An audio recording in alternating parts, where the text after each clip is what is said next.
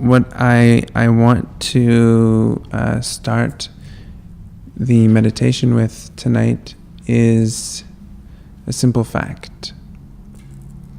And the fact is that you are special.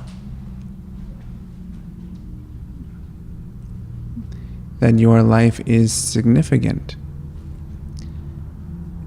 And what you feel as being important is truly that. And that your efforts towards achieving the ideal which you see and which you feel is valid and should be pursued.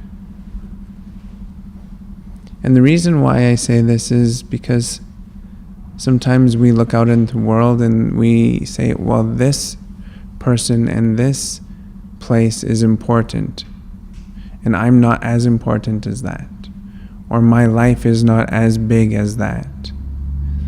But the truth of the matter is that it is, and you are. So then gone are the days of anything but this pure devotion towards the experience that you're having.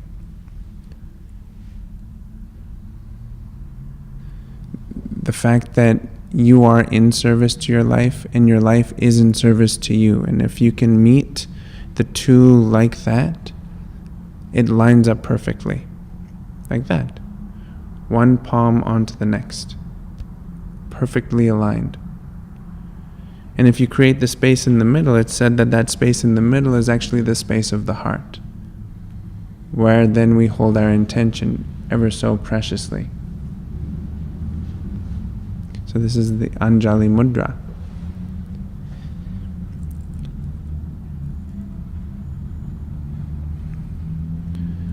So what this means is that then life is a game designed for us to learn. And we've heard this many times, but when we start to really look at it as the content of our mind, as it is producing something that is not in support of that which we see as being our highest ideal, that component which is the other is exactly what we can work with. Not seriously, but in a fun way. No longer taking it as the ultimate height or the ultimate crash because it is so important, but rather put the importance into that which is what is truly important. The higher form of who you are, the clearer form of who you are. And accepting the other as being your duty. Your seva, your karma yoga. It is your karma that you're working through. And if we start to treat it like that, not as the end-all be-all importance, but the part of us that we're working with, then we create all kinds of room. Our consciousness begins to expand in a way that we're able to focus ourselves on that which is the direction that we're going, while at the same time not ignoring anything else around us. So we do not become centric on the ego component of the self, but we become all-encompassing of the deeper experiences of the self. And that experience of the deeper self is the experience of everyone and everything around you.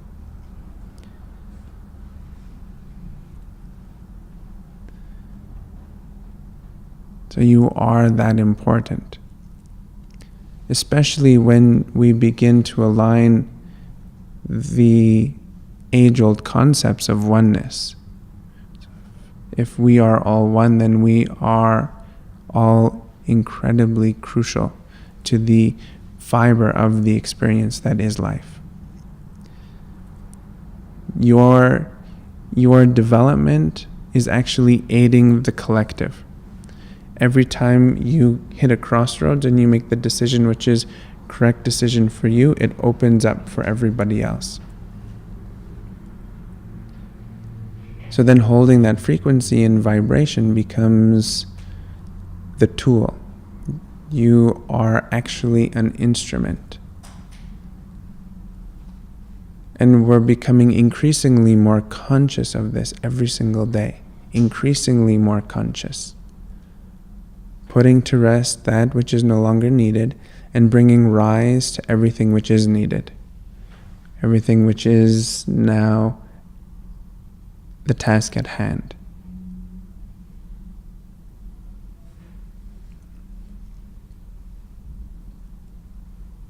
And as you're connecting to the information, taking deep breaths and allowing the body to completely simulate that information, digest it, as it's moving like waves through your own mind, as it ripples as vibration through the tissue of the body. You know what I mean when I say that? You're getting sensations.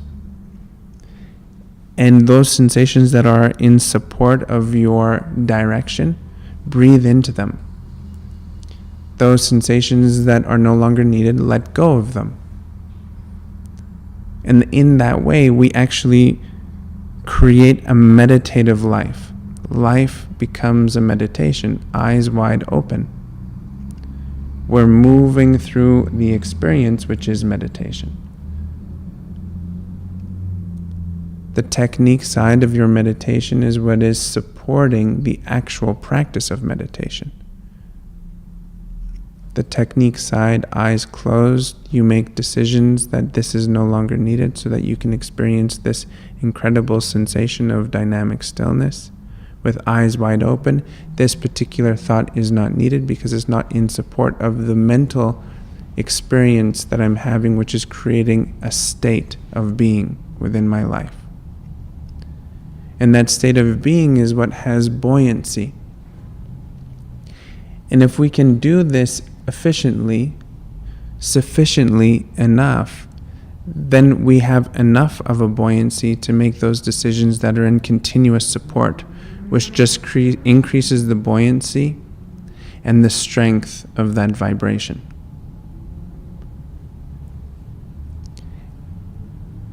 And most of us are at that place right now, where we know where we're going. We actually even feel the momentum starting to pick up. The buoyancy begins to emerge, and then we make those one or two steps that begins to decrease the vibration of buoyancy. And then we have to pick it up again. And then it goes back down. And it's this back and forth movement. But now, we should just one full revolution all the way around. And that is enough of a spin of a movement on the central axis of your life to get it going. And what that is already there. It's not a creation or even a recreation. It's just a simply letting go of a fixation.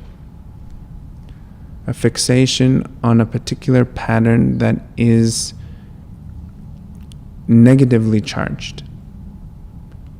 It's just simply that. It's just a fixation.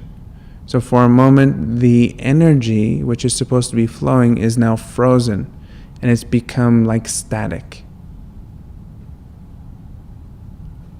So as we breathe fresh oxygen in, it's actually bringing life back into it, getting the flow going again. Drawing two lines so that then the stream can start to move through and freshen the waters once again.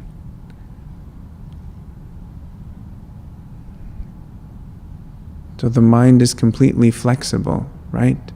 You actually all saw that play out in one way or another. Your mind showed you that. And that's the incredible miracle that is your life. It is that powerful. So you have a miracle, which is the fact that you inhale and exhale. And that miracle is then compounded with a magnetism, which is your mind. And the meditation practice is increasing your consciousness, making you more conscious so that then you can see more clearly what that means and what that is. So you are polishing the lens. And the best part about it is that you are doing it yourself.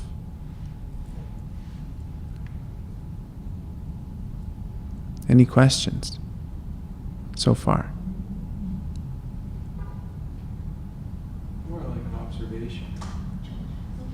Oh yeah. So that everyone who's tuning in can hear.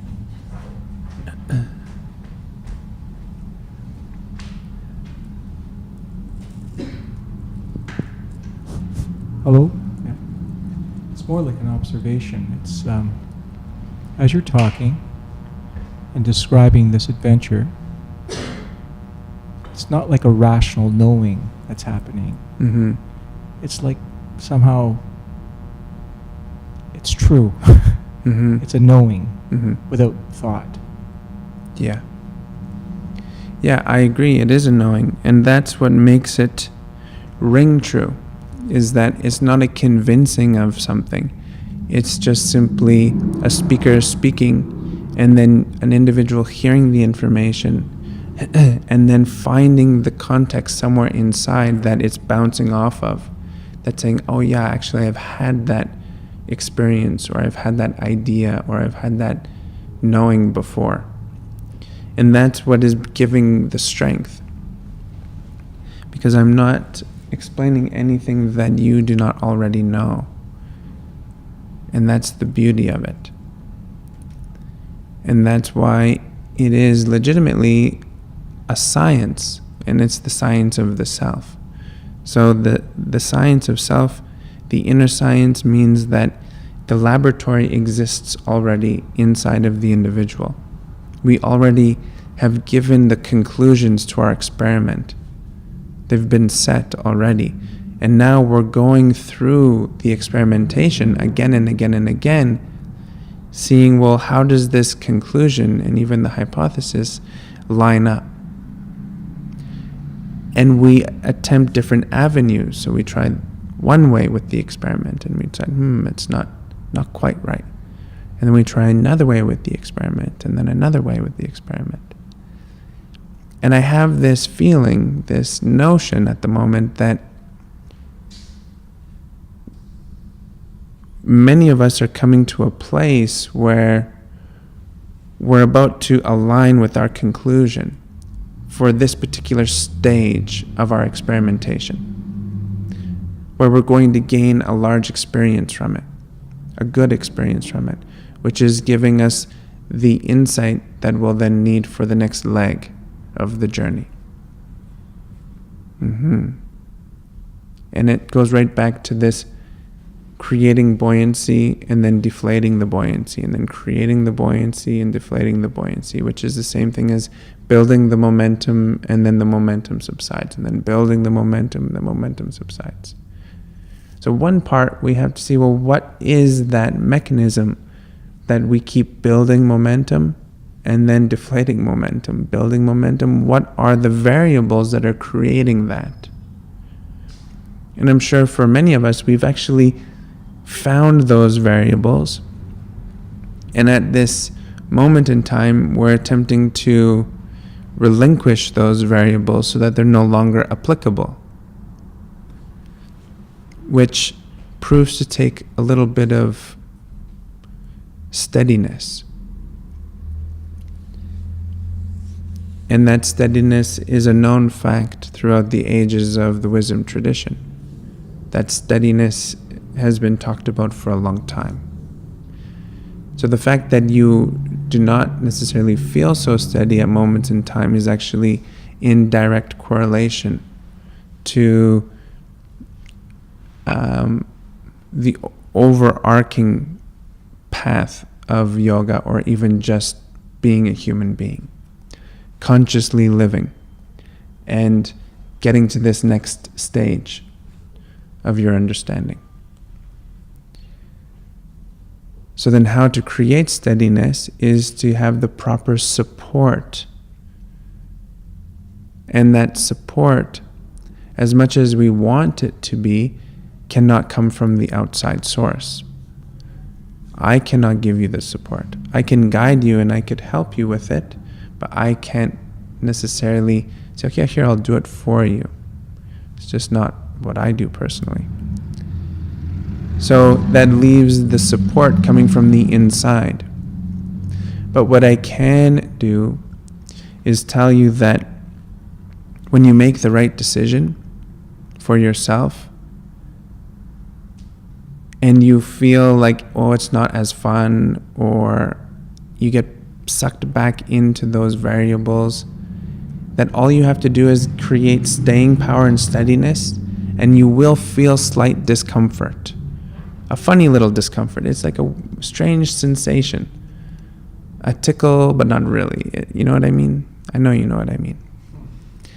But if you can just maintain it for just a brief period of time, it will then normalize and become your new status quo, the new everyday.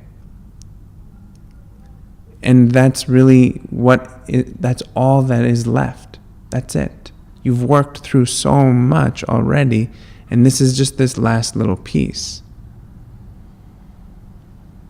And maybe the nudge that is going to make this tipping point occur is the simple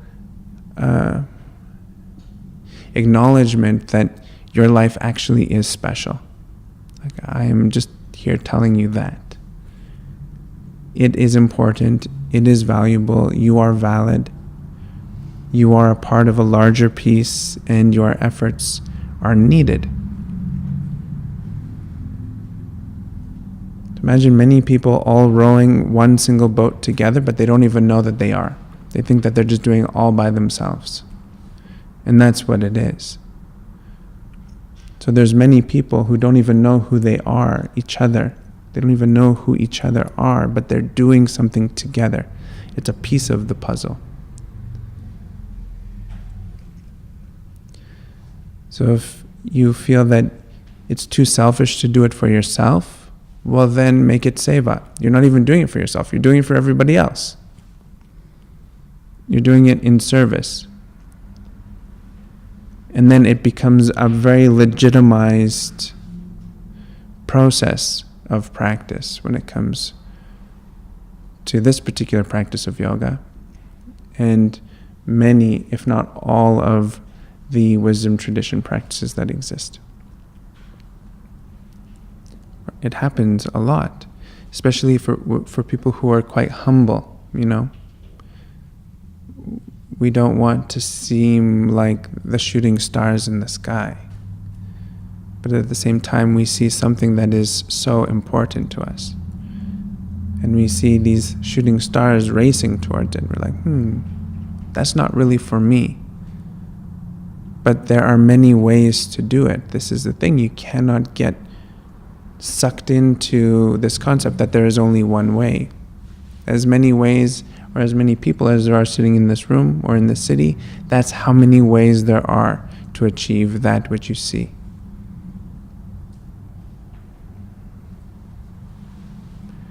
So it becomes incredibly beautiful. Your life is your practice. And it's not what you do, it's how you do it. The work that you do now, it's not what you're doing for work, it's how you do your work. If you're happy with what you do, then this is a great blessing. If you're not really happy with what you're doing and you want to be doing something else, well, then this is just a transition. How do you get from point A to point B?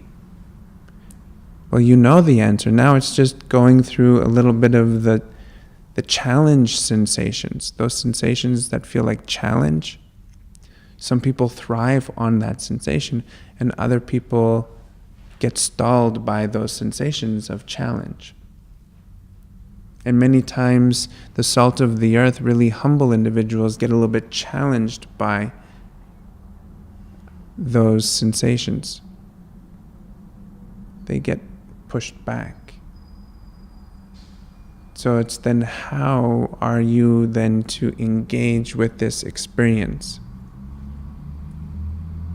And you already know. But I'm being very truthful when I say there's a small element of discomfort that is going to be involved.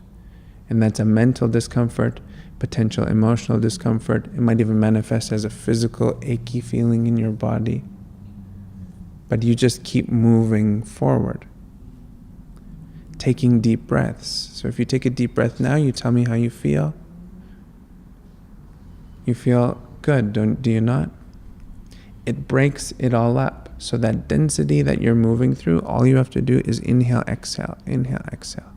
Breaks up all that density. And you're focusing your mind not on a material object.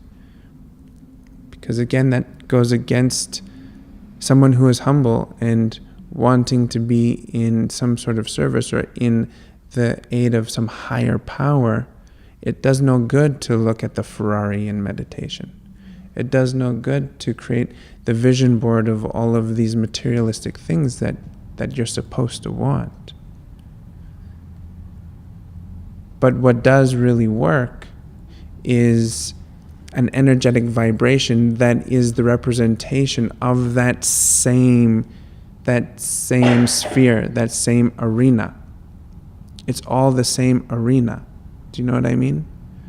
That vibration, and then it manifests as whatever you need it to be. It will manifest as that. So that's not negating the $2 million home or the Ferrari that someone may put on a vision board type concept. That's saying, well, I'm going to join in that particular vibration, which is an abundance experience in this way, in the way that I feel is important. And I'm saying that it is valid that you feel that. There are so many different ways to get to the exact same goal. Spiritual vibration is a high frequency. These spiritual geniuses sitting in the dust with nothing, not even any food to eat, but they are the billionaires of our world.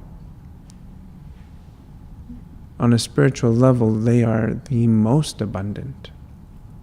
And in the old cultures, I mean, they are truly adored and they are respected for that, holding that vibration, right? Because that's what it is. The buoyancy is a holding pattern, but it's in a positive framework. The holding pattern of a positive framework is one that is authentic, meaning that it takes no effort in a very short period of time, takes no effort to maintain it. Something that is not true and real takes so much effort to maintain. You always have to be thinking about it. This would not be very useful, especially in this plane when we're so busy with other things. So for it to be naturally vibrating at that level is what we need. And that is truly what is being developed within every human being. It's just how we direct that energy.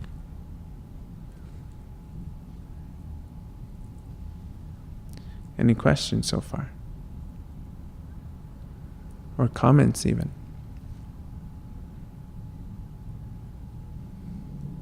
Yes, Yarrow.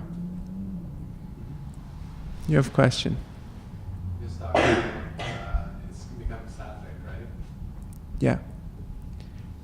What seems to be mundane can be turned into a sattvic vibration. That's that right. House your higher self. That's right. Yeah. It's the increasing of that vibration to an equanimity. So you have the tamasic, which is a lower vibration on a psychological front, and a mental side. It could be, a little bit of a depressive tendency or a negative vibration even, if you wanted to look at it that way. Or you have rajasic, which is overstimulating, potentially the overachieving experience. And then you have the sattvic state, which is the equanimity within the middle. And that sattvic state is the illumination of the experience. And once we really start to focus our attention on that which is illuminating our everyday, then this tamasic, which sometimes is seen as a bit of a negative, actually also becomes illuminated. And we begin to understand deeper and deeper and further that this body is actually tamasic vibration. This carpet is tamasic vibration. The floor, the room, the nataraj, everything of beauty has a very tangible frequency. And also the rajasic as well. So what we first see as maybe overstimulating, a little bit too fiery, too much of a drive, becomes illuminated. And we begin to see that the beautiful cool breeze coming through here is actually the rajasic movement. The breath that you breathe in and out of your body is rajasic. The energy that you need in order to create, in order to transform, is actually the rajasic energy. So it's the illuminating quality of the intelligence of the sattvic, which then brings light into those other two. And then those three become one.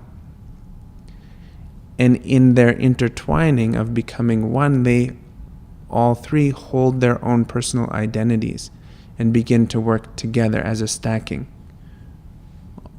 On a personal level, it becomes the vibration of the body, the vibration of the breath, and the vibration of the mind. Tamasic, rajasic, and sattvic. And then when they start to work together, then all of a sudden it becomes this beautiful orchestra, like a symphony of manifestation. We begin to consciously manifest the reality.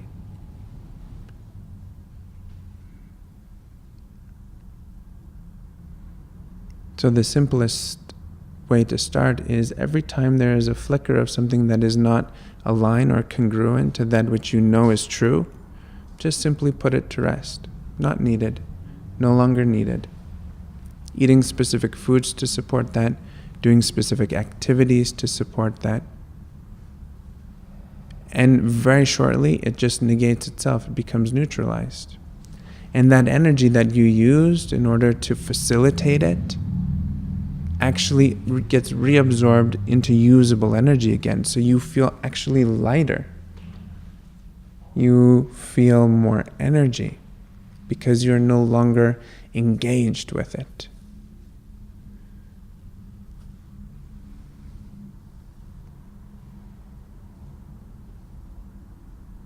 What else? Sundance, you had a question or a comment? Yeah, I'm wondering if you could talk a little bit. I'm wondering if you could talk a little bit about the radiance of stars compared to the illumination of consciousness.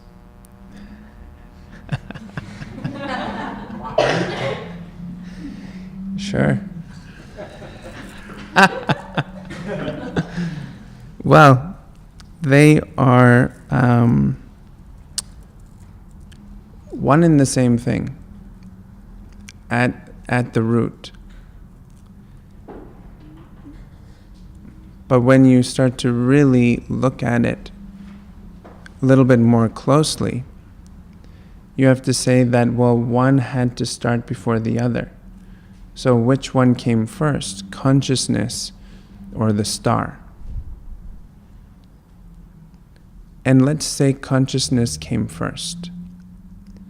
So then consciousness would be the intelligence component, the expansiveness of the mind, the expansiveness of the intelligence that actually exists behind the mind.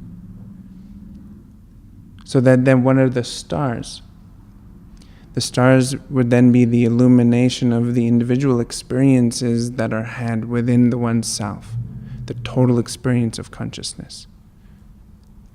And that's even further explored when you start to look at something like the Jyotish, like the astrology component of the wisdom tradition of India.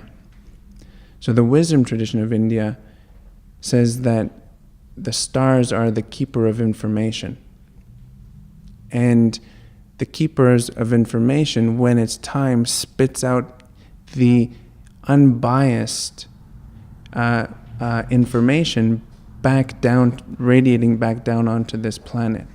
And then we are subject to that connection with our own personal mental experience, which then begins to organize itself as a thought process, as an emotion, as a state of being, and then expressed further outwards as a vibration into the world.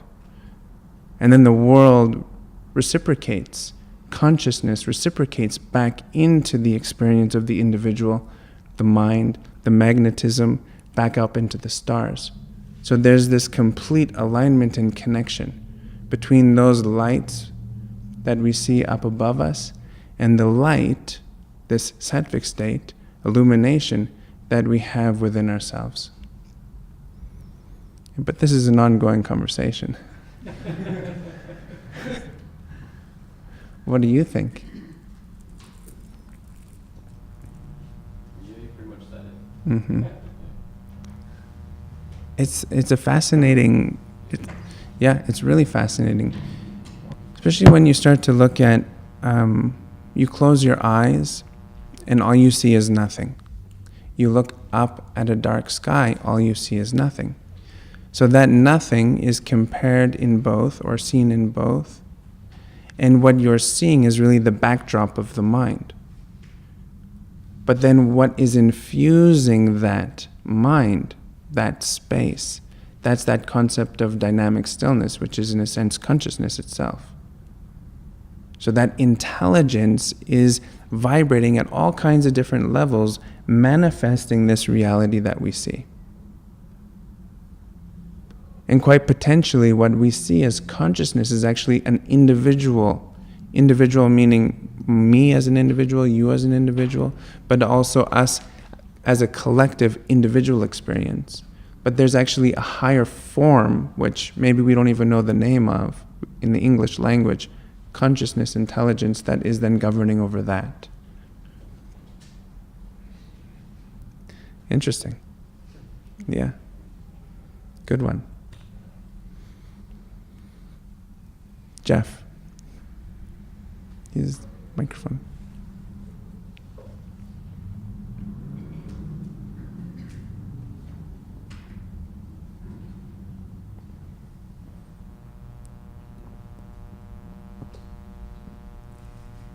Go for it.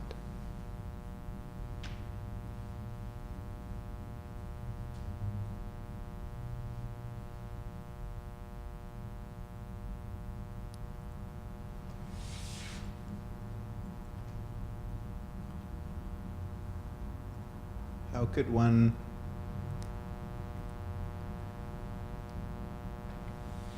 grasp the universal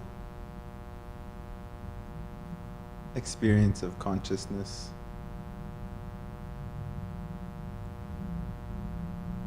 within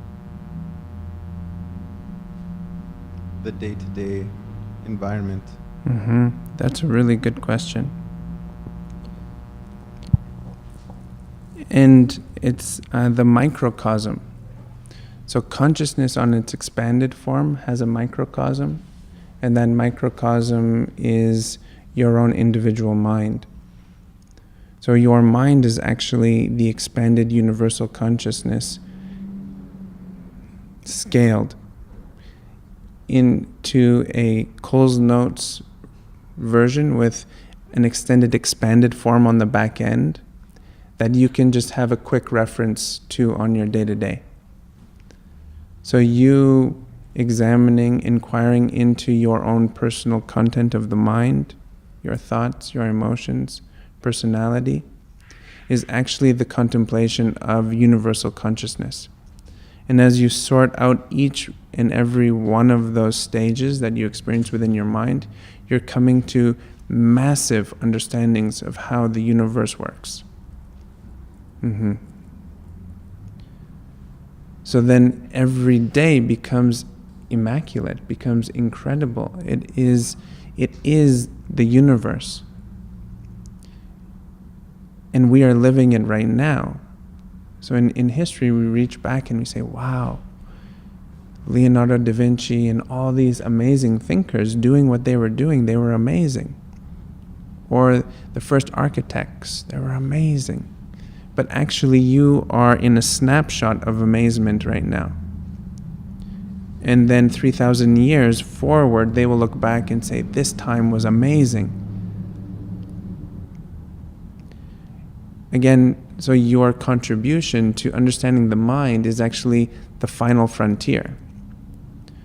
At this moment in time, this is the final frontier. We've gone to the moon, we're in Mars, we're doing all kinds of things up there. But inside here, we know little what's going on. So your efforts towards developing an understanding is you writing it down on the inside for then future generations.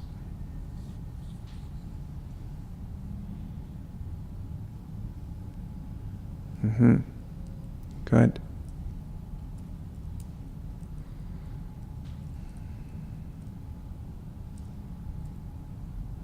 Yes, Sarah. Yeah.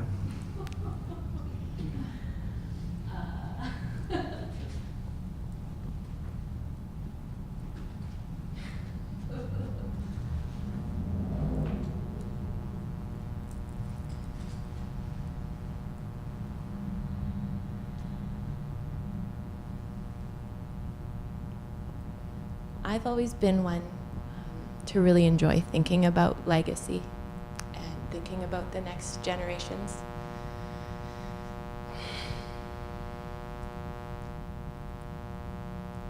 I don't even know what I'm asking.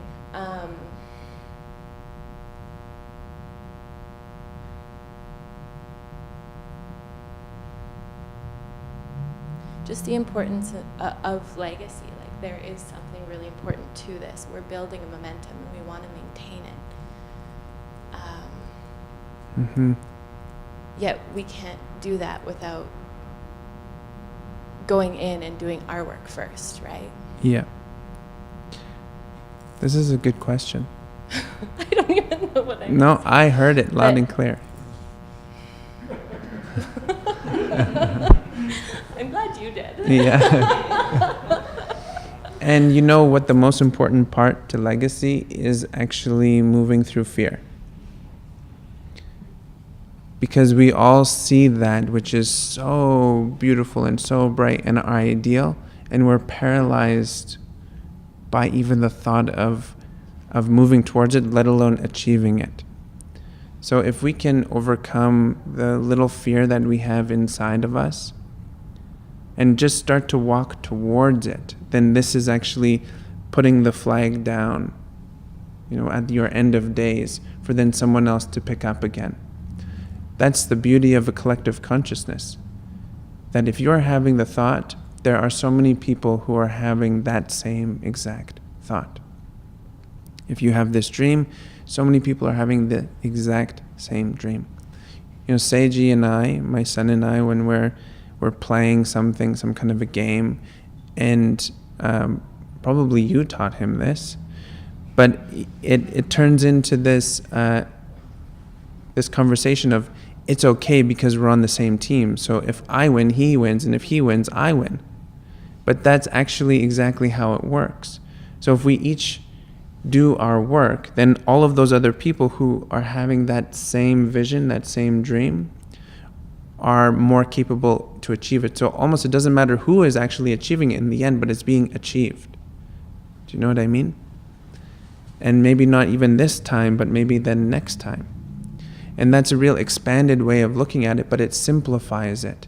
And it takes off the pressure and the heat and the angst and the perceived sensation of pain because you're not able to do it. But if you just clear the way, this is the thing about being a team. So there's offense, there's defense, there's the middle field, there's all kinds of different positions on a field. So if everyone's working together, then it becomes easier. Yeah. It's a good one.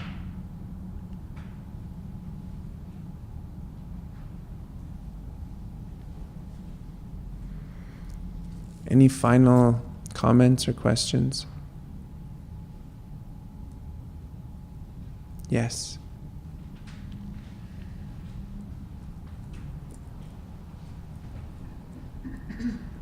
I just thought of this, and it's kind of tied back in again with everything we've been saying, so I'll share it. But I had to jump off a cliff into the ocean, and I didn't have to, I was about to, and I was really hesitating, and I took forever, and there's a pretty funny video of it. But the moment where I finally did it was because my friend mentioned that those who had already gone and were now treading water in the waves were going to get tired and they were going to get cramps. And as soon as they mentioned that, I just did it. I just jumped. Mm-hmm. So it just keeps coming back to everything we've said, moving through fear. Yeah. And the doing service your work component. for others. Yeah. Mm-hmm. And that's the thing. See, you did it for yourself, and that translated into the other. And that is a really important distinction to make. That is not out, out, out all the time. It's actually inside out. And that's the best way to give service. Because then you're filling yourself up, and then what is overflowing you have to give to other people. Mm-hmm. This is the whole concept of an inner peace project. So if you can come to peace, make it a project. If you come to peace with it, then all of a sudden everyone has the opportunity to be at peace. Mm-hmm.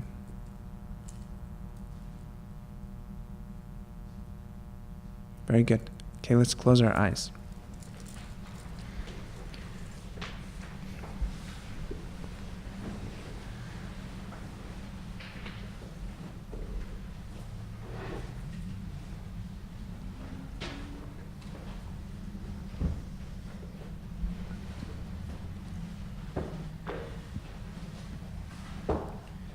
We can simply enjoy the radiance of this beautiful stillness inside ourselves and cultivate that relationship. So no matter what other activity is occurring inside of you, you always have that stillness there. No matter what. And this technical time is you simply developing that relationship. It starts with, hi, my name is. And then it continues like that.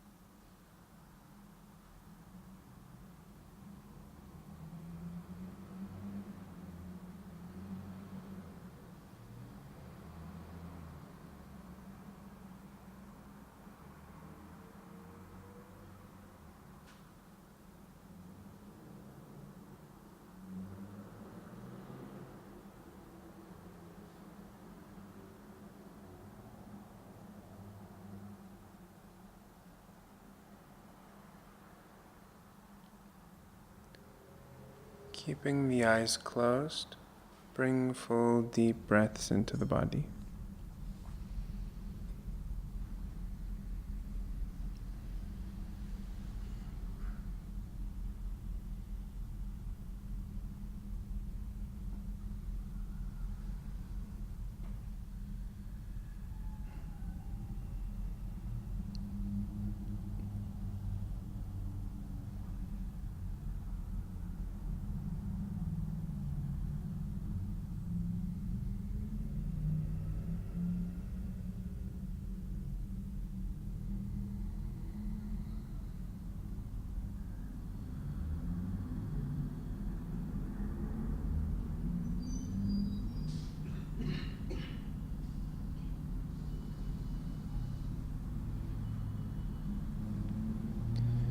Keeping the eyes closed, bring your gaze into the space. And that space starts the moment after your conscious gaze is realized. Maintain the quality of space uninterrupted for 1 minute, starting now.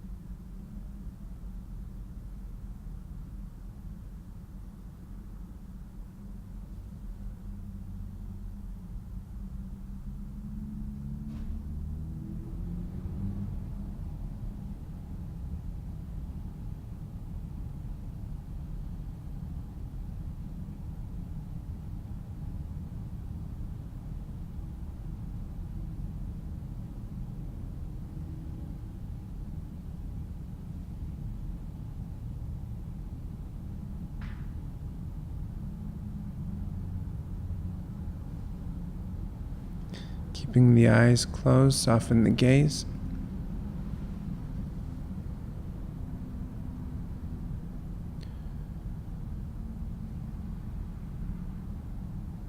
Very slowly, without rushing, allow the eyes to open.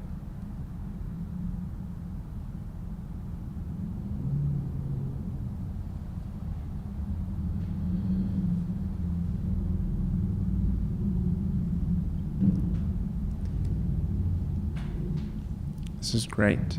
Very good.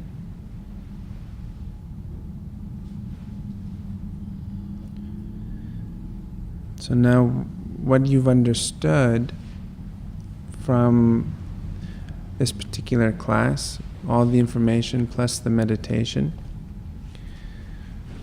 allow yourself to retain it. Retain that information and then apply it to your personal practice, your life practice.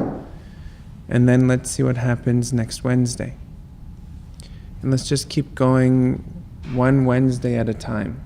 One Wednesday at a time, applying the information that you understand to your personal practice. Thank you again, everyone. Have a wonderful night. Namaste.